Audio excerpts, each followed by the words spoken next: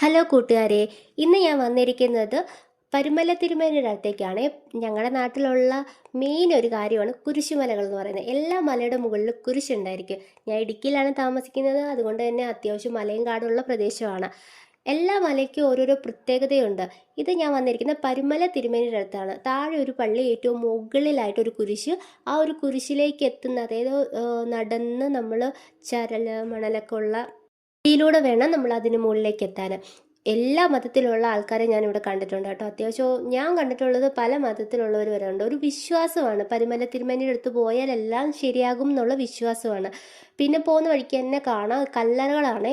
ഇതിൽ ഒരുപാട് വർഷം ജീവിച്ചിരുന്നവരുടെ വരെ ഇതിനകത്ത് ഡേറ്റ് ഓഫ് ബർത്ത് ഒക്കെ കാണുമ്പോൾ ഇത്രയും നാളൊക്കെ ജീവിച്ചിരുന്നിട്ടുണ്ടോ, ഇപ്പോഴാണ് പെട്ടെന്ന് എല്ലാവരും മരിച്ചു പോകുന്നത്, അങ്ങനത്തെ തോട്ടൊക്കെ വന്നു തുടങ്ങി കേട്ടോ. പിന്നെ ഒരു കുരിശുമല കയറാൻ നേരത്ത് ആരും സംസാരിക്കാറില്ല. അതിന് പകരം ഈ എഴുതി വെച്ചിരിക്കുന്ന വചനങ്ങളൊക്കെ വായിച്ചു പോകും. അപ്പോൾ ഒരു പോസിറ്റിവിറ്റിയാണ്, മനസ്സിന് നല്ലൊരു ആശ്വാസം കിട്ടും.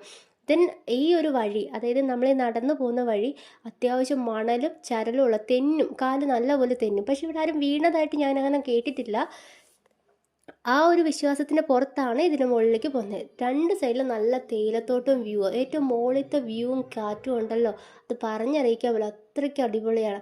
പിന്നെ ഞാൻ പള്ളിയുടെ ഉള്ളിലുള്ള കാര്യങ്ങളൊന്നും ഫോട്ടോസൊന്നും എടുത്തിട്ടില്ല, കാരണം അവിടെ അത്യാവശ്യം പ്രാർത്ഥന നടക്കുന്നുണ്ട്.